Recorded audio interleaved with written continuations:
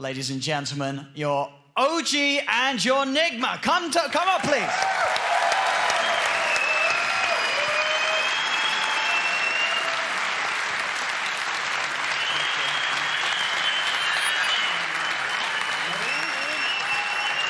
First off, Miracle, your voice is beautiful. No, man, it's not. I mean, but I appreciate it. Thank you. I hope we hear more next time, next year. You know, next finals, I hope we get to hear another bit of a sing-song from you. Sort of see this, to see what your opponents were doing during the grand finals. I mean, Johan, how does it feel to be able to sit back and sort of reflect on what you guys went through, but at the same time, see how NIGMA reacted to you guys in the booth? I mean, obviously, I don't know if this is correctly put on. Am I on? Okay, I'm working. Good.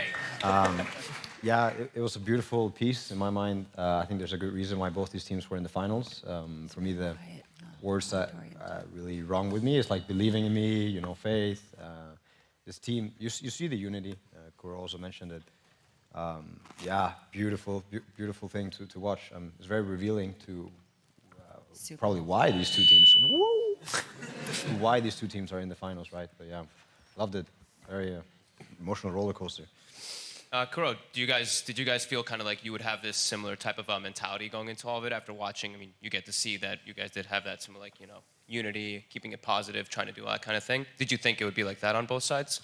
There's definitely a part of that. For us, it was just like, oh shit, we're in the finals. You know, we just beat LGD, and it was a crazy series. And I think we were just very happy we got the chance to play against OG and just tried our best. And also, I think it was very interesting, Kuro, obviously at the beginning of it all, when you guys won game one. You know, you were all popping off, you were going crazy, but it was very important to you, wasn't it, Kuro, to sort of be able to reset the team, because I guess you've been in many situations before where you've won the first game, it's been back and forth, but for you, is it just much more important to sort of look back at what the mistakes were that the team made were, rather than sort of just thinking ahead, we won, we're amazing, this is going to be easy? We definitely believe in riding our positive emotions into the next game, but at the same time, you gotta just stay grounded. Otherwise, things can go wrong really fast. And at the same time, the statement we saw in the True side, it was connected to, like, our communication was more stressed than usual, and we all felt it. And that is connected to us just being exhausted from the whole run of TI. And we all felt it, and we were like, oh, what's going on? Like, the game is kind of easy, and it should go this way. But yeah, so we just want to reset and focus on the next game. I mean, and at the start of the game, obviously, Maroon, you guys were all in the booth. You had this excellent sort of approach with getting the spirits up. Was there some more emphasis on that because it was the TI finals, or is that sort of the standard start of a series for Team Liquid back during TI? Well, so we have this guy on the end, I think. He's really loud, he's really fun, he has a huge amount of energy. So we kind of feed off his energy, and we try to give him as much energy as possible. So we lift each other up, and we just start the game and start the series with a lot of positivity, so we start on a good note. And we are, obviously, you've been, as we saw in the film, you've been in this position before, being in the grand finals, obviously different team this time. How was it sort of different, sort of going in? Was it a very similar sort of vibe, or did the way that Team Liquid approached the start of the series feel quite different to what you experienced before? It was similar in terms of, I get to play the first game, like TI6 it was Sky, and this TI was Meepo, just like my favorite heroes. And I just went downhill from there, that's true. So Jarex in particular, I did want to ask, you know, how did this one feel different for you guys, at least? Because, you know, the other one was your first time win. This is the second time. Was there a big difference? You know, were you still super hyped up, or? Yeah, so I think what we understand from past is we kind of learned to own the place. So the booth is actually ours. And I think what we got the vibe that we really owned the place, as we have already been there, we have already won there. So it's just about repeating it again, I think. Did you guys, another thing we did actually get to see in the video too is like a lot of common things at least being understood about the game. Did you guys expect something like that as well? It's like, oh, you know, Ember's going to be coming up, and it's like, oh man, Ember's pretty good here, you know? So did you guys feel like you guys would have at least expected both of you to have those similarities as well? Yeah, so I think both teams were kind of predictable coming to this finals. I think we both figured out that what of each team really want to execute, as TI meta is kind of playing on your comfort. And well, we prepared for the Tide Hunter Tide pretty well ourselves, but they were also very keen on banning the heroes that we really wanted to play, like the IO. I think Ember was a huge thing also. The Tide MSC, it looked like overall a very sort of emotional series for you as a player. A lot of the times we obviously had these camera shots of you sort of just sat back and sort of like, where was your head at the moment during that series? Why was that so different to sort of all the other victories that you've been through on the way to the finals? So I think I got a lot of confidence before the final because we won like all the games with Tide Hunter. So even after game 2, I still felt like playing the hero because I just had this confidence that I would never lose with this hero. I mean, Seb, we obviously heard from you. Obviously, first of all, between you guys, there's obviously massive amounts of respect for one another, and that was obviously said by both of the captains going into that final series. But in the booth, Seb, you are sometimes a little more critical of some of the picks and such, and such things as the Tide TA. I just sort of wondered, why in your head did you feel that you had such a confident grasp of how to defeat the Tide TA? Why to you was it not anything scary at all? I mean, there's like two things to it. First of all, like I do want to say that, you know, like X-Liquid and now NIGMA, like they're probably the team that we respect the most, and that's not us like kind of sugarcoating it. It's truly a team that we've learned from, you know, that we've studied all the way back to, I don't know, like 2017, 2018. So we had to put them down, right? Like we had to be like, you know, they're not as good as we think they are.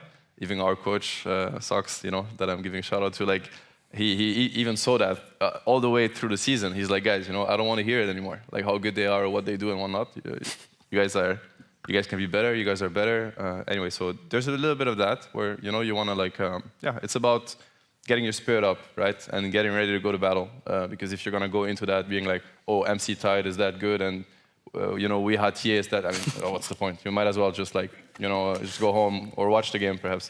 Anyway, so we just go into it, and these are heroes that we personally don't believe in as much, maybe because they don't fit us or whatever the reason is. So yeah, I mean, we're just confident, which is healthy, and I think it's healthy that they're confident with these heroes too, right? That's why you get a game. Else would just play on paper, you know, writing, oh, you get the title, oh, good one, man. Like, go next, you know. That doesn't work either. No. Yeah, I was like amazed actually to see like the respect and just the confidence from both sides, especially too. Like I know Saber after the first game, you're like, yeah, game's done, whatever, shake it off. Like we know we had that one, and then I see from you guys on NIGMA, it was very similar thing. Like the four of you were very excited. Kuroki, of course, very much in his head thinking about the further thing. But for you, GH, how did it feel after like the first game? Were you guys like super confident going into the further ones, or still a little bit taken aback knowing that you have a hard challenge in front of you? Well, going into the series, we knew what OG is about. So after the first game, we got the Meeple last pick, so we were extremely confident. The game went almost as expected, but we did some mistakes, so they got the game back, and then with the Throne Rush in the end, we got the game. We felt like we had a lot of mistakes, but we got the victory, which matters in the end. So we had just to figure out how to fix the mistakes for the future games. I felt really good in the first game and going into the next games, but I mean, there was something about these guys, they just changed it completely. Like they went from playing for the late game to just running at you. That's what we kept talking about, how they're monkeys.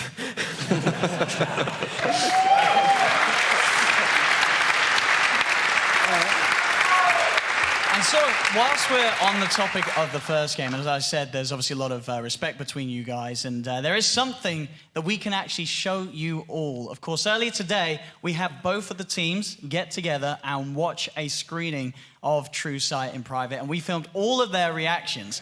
So we have a little teaser to show you right now. The rest of it, the entire video, will be uploaded tomorrow. So tomorrow, you'll be able to watch through the whole thing again alongside OG and Team NIGMA. But going back to, so this clip is going to be from game 1. And it's a bit of a build-up to the Roche fight where things started to take a bit of a turn back in OG's favor. So it's very interesting to see, just have a look at how the players sort of react to seeing what occurred. Am I gonna? Look, I'm gonna buy back now. No, I'm gonna run Grab this. it still on mind control, mind control. No!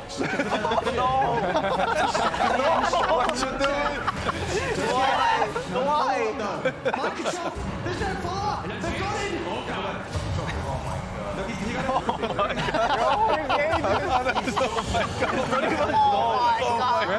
And look at the goal difference. Encapsulated the finals. I mean, isn't that just great to see? Seeing the players react like that.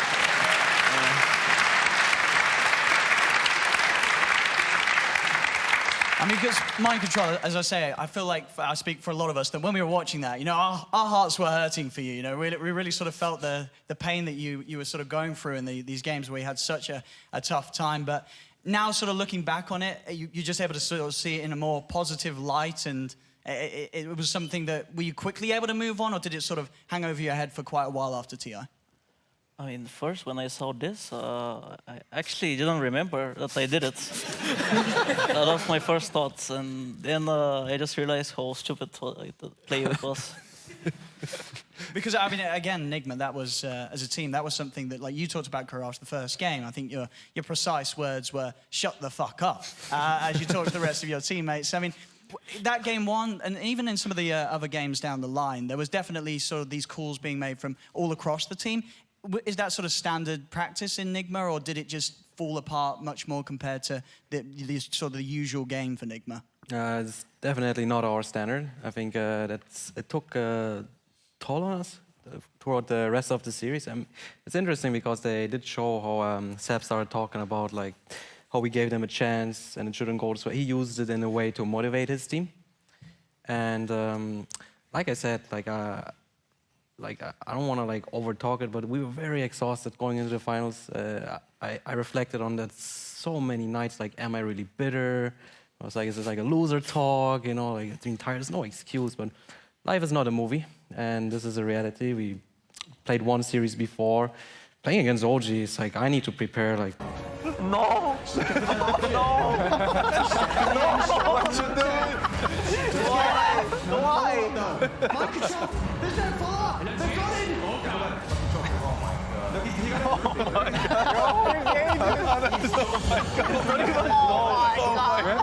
And look at the goal difference. Encapsulated the finals.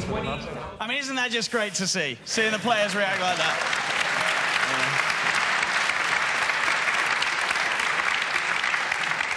I mean, because mind control, as I say, I feel like I speak for a lot of us that when we were watching that, you know, our hearts were hurting for you. You know, we really sort of felt the pain that you were sort of going through in these games where you had such a tough time. But now, sort of looking back on it, you're just able to sort of see it in a more positive light, and it was something that were you quickly able to move on, or did it sort of hang over your head for quite a while after TI? I mean, first when I saw this, I actually didn't remember that I did it. That was my first thoughts, and then I just realized how stupid the play it was. Because I mean, again, NIGMA, that was as a team, that was something that, like you talked about, Courage, the first game. I think your precise words were "shut the fuck up" as you talked to the rest of your teammates. I mean, that game one, and even in some of the other games down the line, there was definitely sort of these calls being made from all across the team. Is that sort of standard practice in NIGMA, or did it just fall apart much more compared to the sort of the usual game for NIGMA? it's definitely not our standard. I think it took a toll on us throughout the rest of the series. It's interesting because they did show how Seb started talking about like how we gave them a chance and it shouldn't go this way. He used it in a way to motivate his team. And like I said, I don't want to like over talk it, but we were very exhausted going into the finals. I reflected on that so many nights. Like, am I really bitter? I was like, is this like a loser talk? You know, like being tired. There's no excuse, but life is not a movie, and this is a reality. We played one series before. Playing against OG, it's like I need to prepare like 12 hours at least and have a sheet ready. Instead, I had like, all right, like get the mics ready, true side boys, and like, oh, 5 minutes, okay, give me the sheets. And so, but luckily we are like comfortable playing against them because we know the guys very well.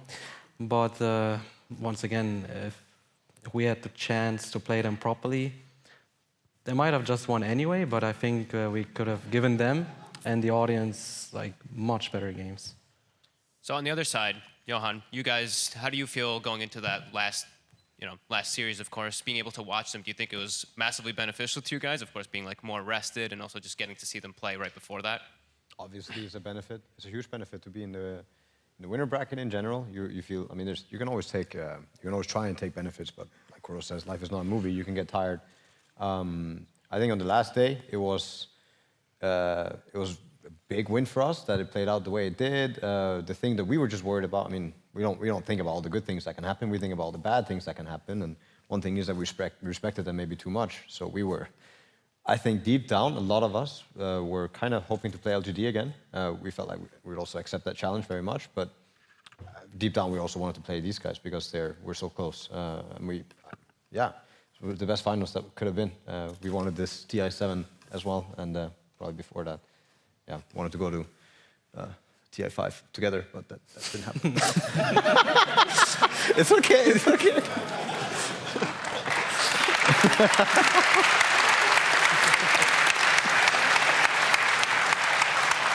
And Topson, we've got to talk to Topson. I mean, can we just have a round? Topson, 100% TI win rate here on this man. Woo!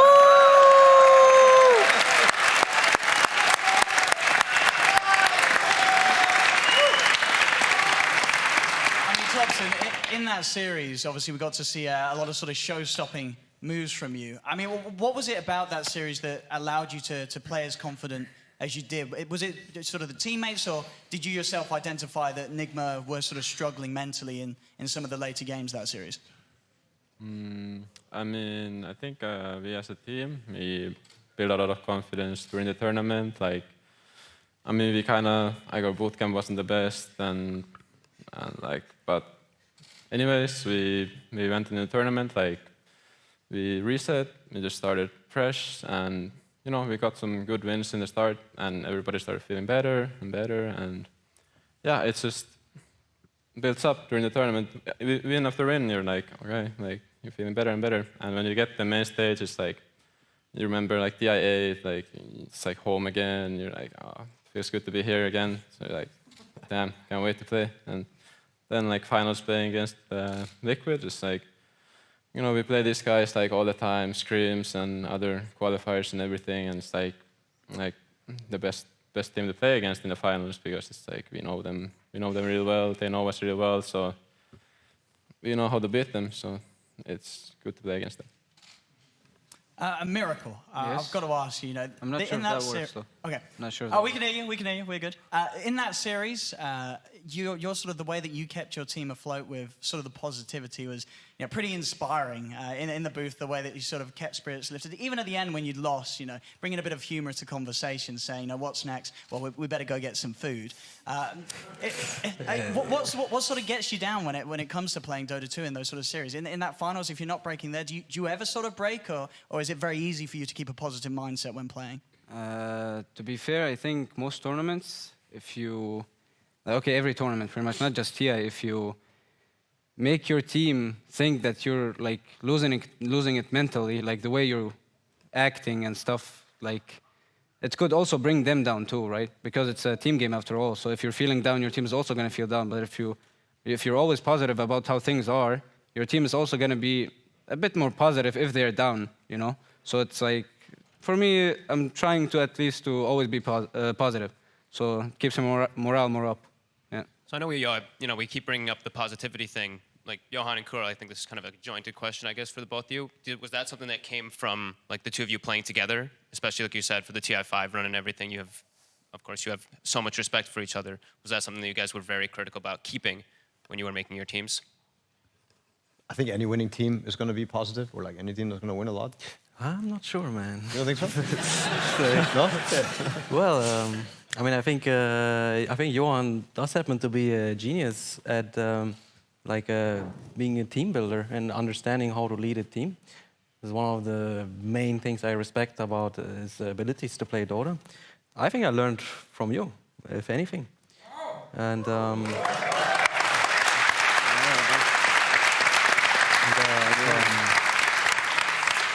yeah, so I think so we figured out all right, like these things are important to lead a team, positivity and what's around it. And yeah, at the end of the day, I think all of us here, we also just want to have fun. And you know, when you play these toxic pubs, and it's not fun.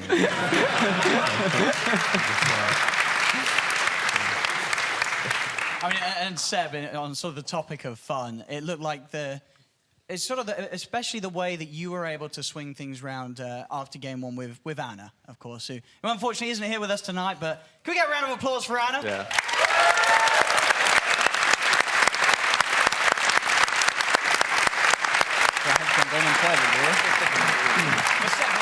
The way that you dealt with Anna, obviously after that first game where you guys had this very rough sort of a defense, and the way you were very quick to approach him and realize that, you know, this is where you've got to step in and sort of be the man to have that the shoulder there for Anna to sort of just lean against and talk to.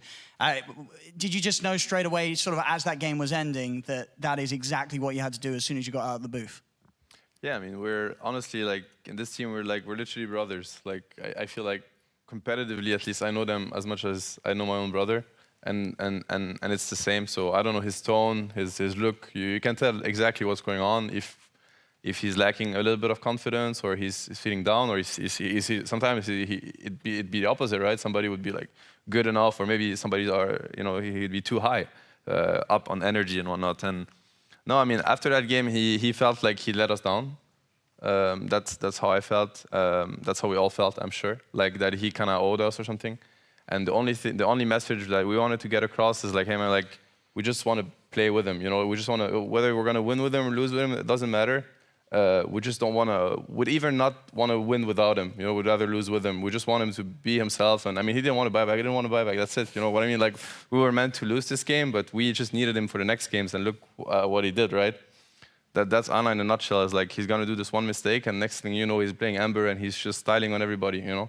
And would we be against him? He'd win the game 1 versus 9. That's how I feel. You know how much he can do with this game. So, no, I mean, I'm you know, obviously, we're all wish that he'd be here tonight. But yeah, big shout out to Anna. I mean, he's like one of the best players that ever touched that game. That's how I feel. And yeah.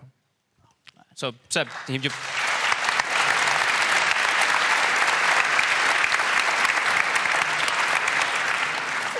So Seb brings up like all family, like everybody playing with each other. How did it feel playing with these guys? You know, because they've been together for quite a long time. You're jumping in, and now you're playing, you know, up here at the grand finals. How was it in comparison, I guess, to the last time you did, and how did you enjoy playing with these guys? Feels like I got adopted into a family. Pretty much, it's been trying to adapt, and they've been trying to fit me in at the same time. And I'm just glad to be part of it. That's pretty much it. Well, just sorry to interject, as a reminder, we are going to be starting to take some questions from the crowd. So if you do want to start queuing up on the side, this is the time to sort of get over there and get ready and get your brains to thinking of some great questions to ask. And we'll be pulling from you guys very, very, very shortly. After the fans لما يسألوا بعديها خلاص. So, Jarex, did you enjoy watching all that though? You know, your performances in particular. I'm going to start bringing a couple more about specific heroes. You know, this Tiny. We saw you play it over and over and over again, and we did see in comparison, you guys on NIGMA were mentioning you don't really play the 4-position Tiny. It's kind of going to go back and forth here. Did you feel that one was so crucial and instrumental to you guys, of course, winning the finals here? I wouldn't say so as much. I think there was a lot of heroes I didn't actually show at TI that we practiced a lot. It just happened to be that it's very comfortable also for Topias. And I think we managed to create like a drafting problem for most teams that we pick heroes that fit multiple roles. And there was like the one game where they were trying to guess the lanes, but I mean, you can't guess the lanes. You're just dealing with, you're basically blindfolded what you're facing. And we take it advantage over the pick. And we have multiple picks like this, I feel. And I feel it made it easy, I would say. And sort of obviously back to you guys, NIGMA, with regards to the Tiny. You know, as we heard Kuro say in the film, it was something that he felt that you guys as a team didn't play. I mean, but you guys can play Tiny, or is it just that you didn't feel ready as a team to sort of take it out in the grand finals out of nowhere? You didn't have that amount of confidence on the hero? I mean, it wasn't shown in the movie, but I asked Maroon like, so like, wanna play Tiny? It's like, no, Kuro. A lot of these heroes take a lot of confidence, and sometimes in the tournaments you don't feel the hero, so it makes it really hard to play it, because if you don't feel confident playing the hero, you're not going to perform on it. Yeah. So that's how I felt in the exact moment. That I felt that if I would play it, and I haven't played it in a while, even though I know that I can play it decently, I'd say, I would say that I wouldn't play it to the level of the other heroes that would play. Sort of on the sort of topic of confidence, would you say the same? We are obviously looking back. You played a lot of the TA. Is that something that you sort of say, I wish I had done something else, or were you sort of happy that in the moment you still went with the hero that you were most confident on? Because that definitely seemed to be the case. You know, each draft it was very much, you know, you and Kuro sort of back and forthing about what was available, and you wanted that TA because it's one of your strongest heroes. Well, we did win with the hero a lot up until this point. I don't regret picking this hero. I think we could have done better on these games, and I'm happy it went the way it did, because now I can play something else, you know. Yeah. So, Johan, how do you bring this energy? Like I watch them, you know, I watch NIGMA going in the booths and stuff. You guys had this amount of energy, but you somehow, like, you were just yelling and screaming every single time, walking up. You're like, who's walking with me? Getting in the stage, you're just banging, getting everything going. Like, how do you do this after, you know, such a long tournament that really was? Yeah, I mean, one thing is, of course, good rest and good mindset helps. I honestly, I couldn't really tell you. I felt like an animal for that entire TI. Like a monkey, to be specific. Yeah. Different kinds, I think, different days. But yeah, I felt fired up. Like it was wild, and it's also the team that we had a really rough boot camp, and I also think we bounced back 150% kind of from being in a slump and being rough games and stuff. And then as soon as we started winning, it was infinite power. NIGMA, as a team, before you sort of go, Kuro, any sort of final words that you'd maybe want to say to OG, or in just terms of how you sort of feel the sort of upcoming remainder of the season is going to look for you guys? I know you, in the film, you had a lot of connections to sort of spirituality and stuff. I just wondered how that's sort of driving you forward for the rest of this Dota Pro circuit. Yeah, first of all, I want to thank everyone here for coming, and I want to thank Valve for making this masterpiece. And for the next season, we'll just try our best like we always do. It's an endless grind. For OG, I hope they'll just create a new team. To be honest, it doesn't feel quite the same. I'm really mad at these two guys. What did you point? But I understand where they're coming from, since I've been playing for a very long time myself, and all the respect to them. And one more shout out to Jerix and Sepp especially, please, and Arno, who's not here.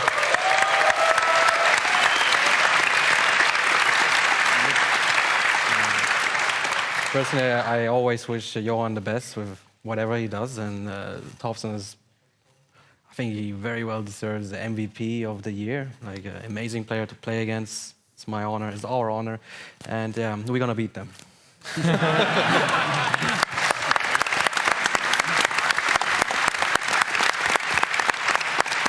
Well, as mentioned before, it really has been an absolute honor for you, Team NIGMA, to come here as, of course, not the losers, but I'd say so the second place winners, wouldn't you agree, really, of that TI? You know, Yeah. we don't do losers here. But again, for you to come up and be able to talk to us, and a reminder for everyone as well, you will get to see Team NIGMA's reaction to the entire film in the video that will be uploaded tomorrow. But one more time, ladies and gentlemen, NIGMA, we've kept you here long enough. You guys, you can have a break now. It's Team NIGMA, ladies and gentlemen. Thank you, guys.